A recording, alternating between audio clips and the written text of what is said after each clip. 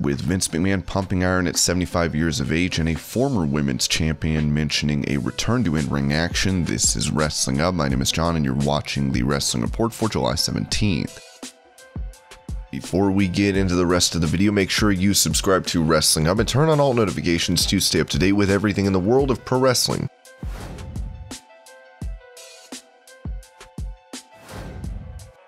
When trying to become a single star in WWE, Edge had an incredible rivalry with Kurt Angle, where the infamous "You Suck" chant originates. On the Kurt Angle show, Edge spoke about that feud, crediting Kurt for helping him reach the main event. "I got there eventually, you helped me get there." Hey, that's when the magic happens. When you have two talents or four talents, if it's a tag team, whatever it is, they are in this thing together to try and help each other along. To me, the end result of every storyline, every program, every match should be both characters coming out stronger, and I understand scenarios it might not be where both can look as strong in a match. I understand that, but there is still a way to make the character look strong in losing whatever it is. But in terms of a storyline, I always liked to think both characters can come out stronger than when they went in, and that should be the goal. And I really truly feel like with both of us, you were already cemented in the main event and you were helping to bring me up. What that did was that it showed I could hang. And outside of a tag team, because I was kind of labeled as a tag team guy because Christian and I had so much success as a team. Now Edge is set to face Roman Reigns for the Universal title at Money in the Bank on Sunday.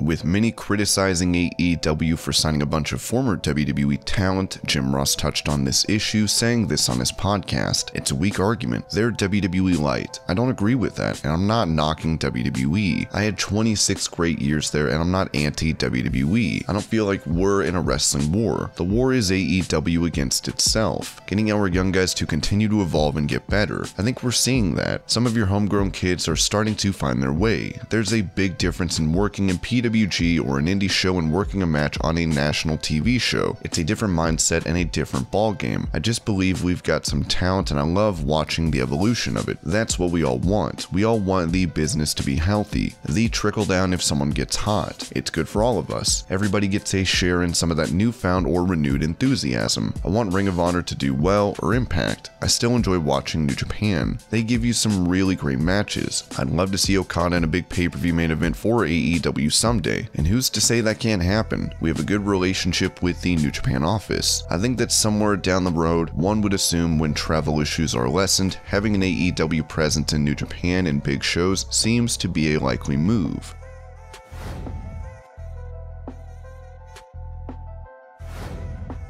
Speaking of AEW, they will be heading to New York on September 22nd for the Grand Slam event at Arthur Ashe Stadium. Ticket sales have been going well for the company. As PW Insider noted, AEW Dynamite Grand Slam for Wednesday, September 22nd at 7 p.m. at Arthur Ashe Stadium. The available tickets are equal to or greater than 1,999. The estimated capacity is equal to or greater than 17,164. The amount of tickets distributed is equal to or greater than 15,165 or 88%, a very good day for AEW. Sales are through the roof as this looks to be AEW's highest attended Dynamite.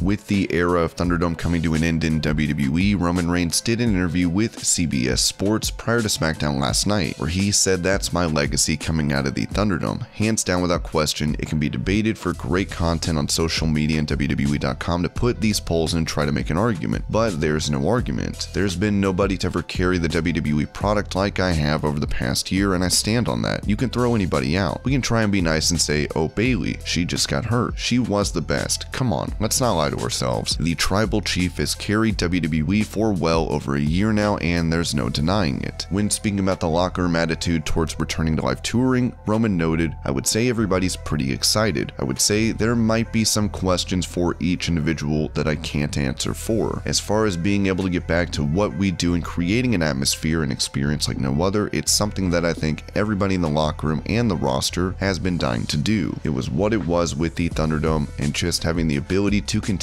to provide entertainment for all of our fans globally going through the struggle of the pandemic and lockdown and quarantine together. That has been an awesome experience. Now it's ran its course, and I think everybody is excited to get back and feel that energy and feel that audience."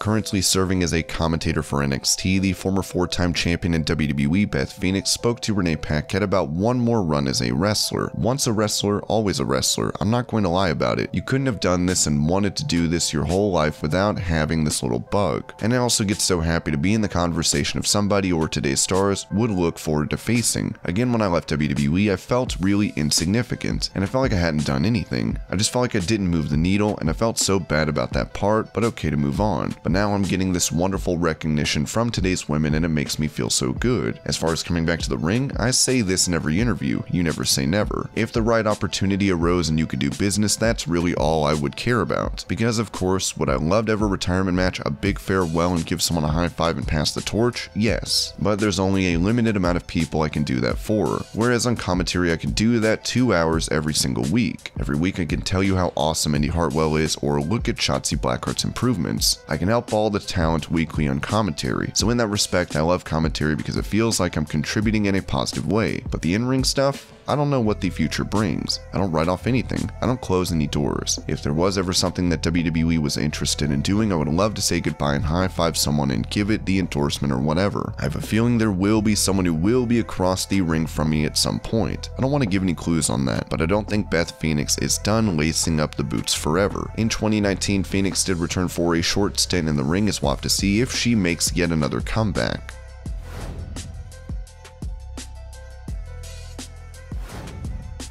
Vince McMahon is a hard-working man and has been known to have an incredible physique. WWE's corporate trainer Michael Monteforte posted a video on Instagram of the chairman working out with the caption reading the boss showing how it's done, all the way down in the hole with 3 plates each side. He's a bad mammer jammer. While it's unclear when this video was taken, McMahon could be seen last night in Houston for SmackDown, as he got a thunderous ovation from the live audience.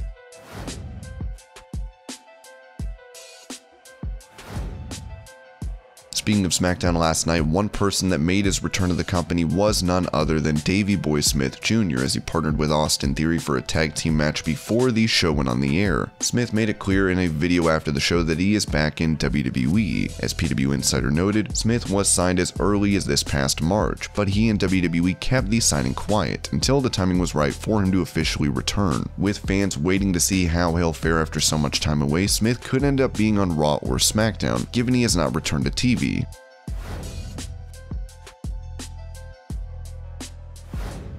Partnering with the Usos to face Edge and the Mysterios in 6-man tag team action, Roman Reigns found himself victorious last night, with a brawl breaking out after the bout and Edge getting the upper hand on Roman by getting him in a crossface with a steel rod. Roman would make his way to the back, and as he did, he flipped off those in the crowd, with a fan posting the clip to Twitter.